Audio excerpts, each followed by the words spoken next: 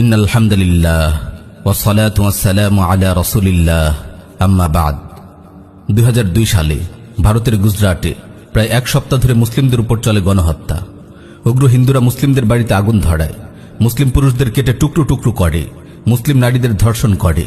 মারা যায় কমপক্ষে 2000 মুসলিম, ঘর ছাড়া হয় কমপক্ষে 98,000। আহমেদাবাদেও পরবর্তী 3 মাস ধরে চলে মুসলিম নির্যাতন। সে সময় গুজরাটের মুখ্যমন্ত্রী ছিল নরেন্দ্র মোদী।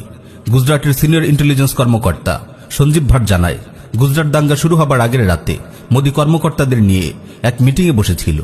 সেই মিটিংয়ে মোদী সবার উদ্দেশ্যে বলেছিল, মুসলিমদের এক উচিত শিক্ষা দিতে হবে।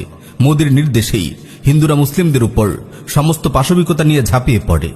গুজরাটের গর্ভবতী মুসলিম নারীদের পেট চিরে গর্ভের সন্তান বের করে আনা হয়। 5 মাসের অন্তঃসত্ত্বা বিলকিস বানুকে 12 জন মালাউন মিলে ধর্ষণ করে হত্যা করে।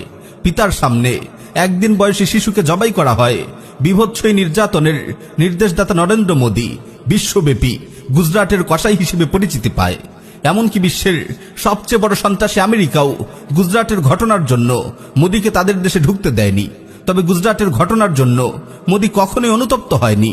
শুধু গুজরাটের গণহত্যাই নয়, মোদীর হাতে লেগে আছে আরো অনেক মুসলিমের রক্ত। এমন ঠান্ডা মাথার খুনি কসাই মোদীকে বাংলাদেশের সরকার আমন্ত্রণ জানিয়েছে।